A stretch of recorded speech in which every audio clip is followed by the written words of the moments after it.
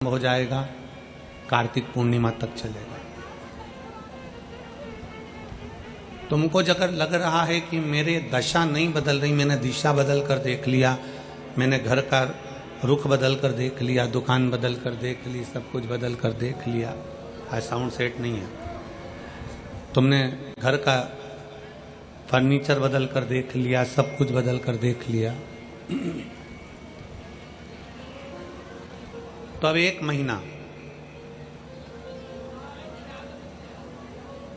महीना शरद पूर्णिमा से लेकर कार्तिक पूर्णिमा तक एक नियम बना लो।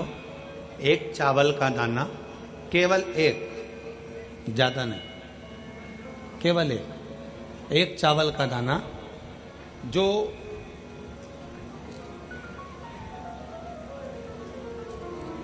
अशोक सुंदरी वाली जो जगह है सामने, एक चावल का दाना जो अशोक सुंदरी वाली जगह है, बस उस पर एक चावल का दाना चढ़ाने का एक नियम आप बना लीजिए। शिव मंदिर जाते हो आप लोग? कौन कौन जाता है? जरा हाथ उठाओ सभी लोग। हाँ ठीक है, रखो रखो, धन्यवाद, प्रणाम आपको, नमन, जो आप भगवान शंकर के मंदिर जाते हो। बहुत जरूरी है शिव के मंदिर जाना, भगवान के मंदिर जाना। ये विधर्मियों ने जो हमारे मंदिरों को पूर्व में तोड़ा है ना, उसका कारण कोई दूसरा नहीं था, उसका केवल एक ही कारण था कि हमारे सनातनियों ने मंदिर जाना छोड़ दिया था, इसलिए उन्होंने तोड़कर अपना अपना स्थान बना लिया। अगर सनातनी मंदिर जाता रहता, आप मंदिर की देहली चढ़ते रहते, रोज मंदिर में एकत्रित होते रहते, मंदिर में इकट्ठे होते रहते, तो किसी के बाप की हिम्मत नहीं थी कि मंदिर की ओर आंख उठाकर भी देख ले। शिव महापुराण की कथा केवल एक ही काम करती है कि रोज मंदिर जाओ।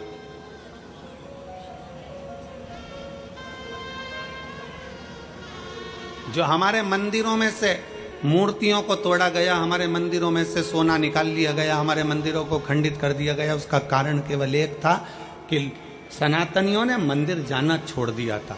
क्यों छोड़ा था? क्योंकि इन विधर्मियों ने ऐसी चाल चल दी थी कि मंदिर मत जाया करो, भगवान नहीं है, देवता नहीं है, भगवान नहीं है, भगवान नहीं है, और लोगों ने अपनी चाल चल चल कर तुम्हें मंदिर से दूर कर दिया और उन्होंने मंदिर पर कब्जा कर लिया।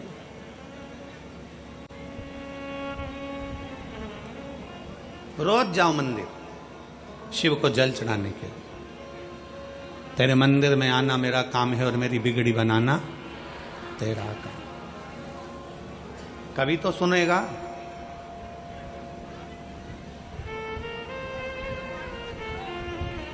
शरद पूर्णिमा से लेकर कार्तिक पूर्णिमा तक के बीच में एक नियम बना लो कि मैं जल चढ़ाने रोज जाती हूं, एक चावल का दाना मैं अशोक सुंदरी वाली जगह पर समर्पित करूंगा, केवल एक।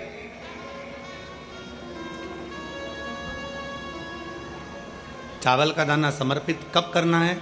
जब आपका शंकर भगवान पे जल समर्पित हो जाए, शिवजी पर जल आप चढ़ा लो, चढ़ाने के बाद वो चावल का दाना जो आप अपनी पल्लू में बांध के लाई हो, या गठरिया में बांध कर लाई हो, या जो जैसे भी भाव से आप लेकर आई हो, डलिया में, पल्लू में, जैसे आप लाए वो चावल का दाना बांध।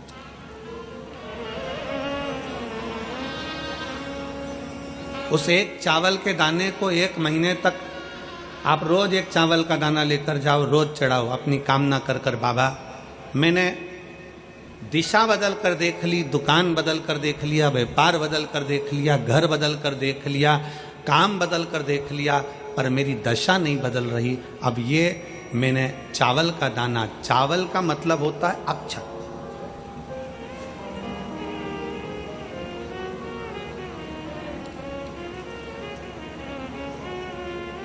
सबसे पहला अक्षता, सबसे पहला अक्षता। कभी अगर मौका मिलेगा ना, तो ऐसी ही कोई शिव महापुराण की कथा में हम जो कल्याण के अंक पढ़ते हैं, जिन जिन कल्याण को हम पढ़ते हैं कल्याण का, अंक जो निकलता है उसको हम पढ़ते हैं तो उसमें बहुत सुंदर सुंदर बातें मिलती हैं। कभी अगर मौका मिलेगा तो एक बार कल्याण का अंक शिव का हम आपको एक एक पृष्ठ का दर्शन कराएंगे कि उस पृष्ठ पर क्या लिखा।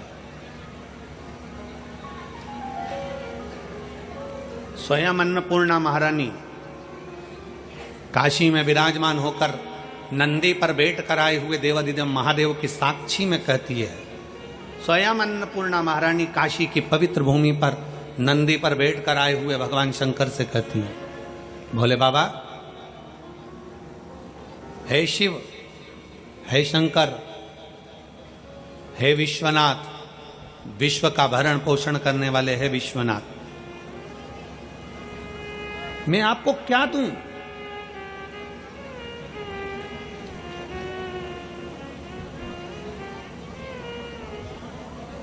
मैं आपको क्या प्रदान करूं? अन्नपूर्णा महारानी कहती है कि मैं आपको क्या दूं जिससे संपूर्ण ब्रह्मांड का कल्याण हो जाए और आपकी कृपा दृष्टि मुझ पर हो जाए और मेरी भी दशा बदल जाए। मैं आपको क्या दूं? क्या प्रदान करूं मैं आपको? दुनिया के लोग कहते होंगे कि भगवान को सोना देना, चांदी देना, हीरा देना, पन्ना देना, रतन देना, आभूषण देना। कल्याण का अंक कहता है, अन्नपूर्णा जी कहती हैं कि मुझे आपको क्या प्रदान करूं? भगवान शंकर मुस्कुरा कर कहते हैं, अन्नपूर्णे, केवल एक अक्षता तुम मुझे देती है तो मैं तुझे तेरी दशा भी बदल सकता हूं और तेरी दिशा भी बदल सकता हूं और तुझे अन्नपूर्णा माता के स्वरूप में पुजवा भी सकता हूं। एक अक्षत का दाना,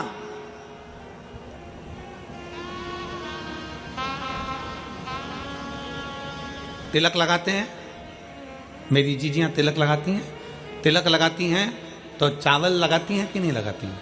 बोलो, जम के बोलो जरा। लगाती हैं ना? तिलक में चावल लगाया जाता है।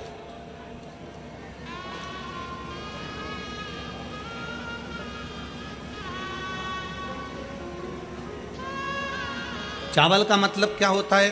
तिलक लगाने के बाद अक्षत क्यों लगाया गया? उसका कारण यह है कि भगवान मेरे ऊपर ऐसा का मतलब होता है कि ये घड़ी वापिस देखने को मिले।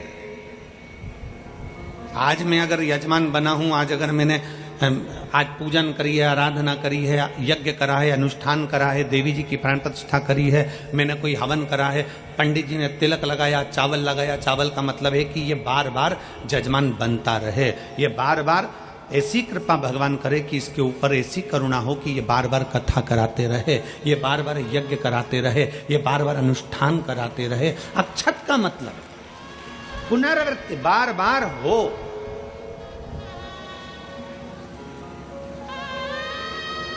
सनातन धर्म में किसी के मरने के बाद में 10 दिन तक मस्तक पर तिलक नहीं लगाकर चावल नहीं लगाया जाता। बोल, लगाते हैं क्या? नहीं। क्यों? क्योंकि हमारा सनातन धर्म कहता है कि ये जो घटना घट गई, अब भगवान इस घटना के बाद दूसरी घटना ना घटा है, इसलिए चावल का प्रयोग ही नहीं, अक्षत का प्रयोग ही नहीं। मस्तक पर तिलक के बाद फिर चावल नहीं।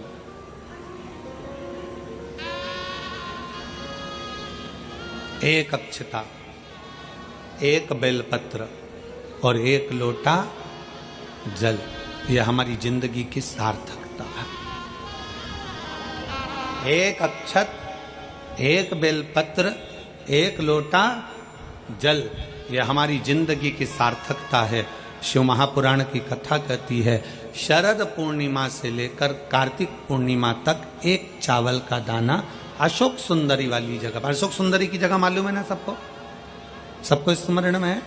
अशोक सुंदरी वाली जगह पर वो चावल का दाना कब चढ़ाना है? जब हम भगवान शंकर को जल समर्पित कर दें। जल समर्पित करा, अपने घर की ओर आ रहे हैं, उसके पहले चावल का दाना अपनी पल्लू में से खोल कर निकाला, चढ़ाया, भगवान को प्रणाम करा।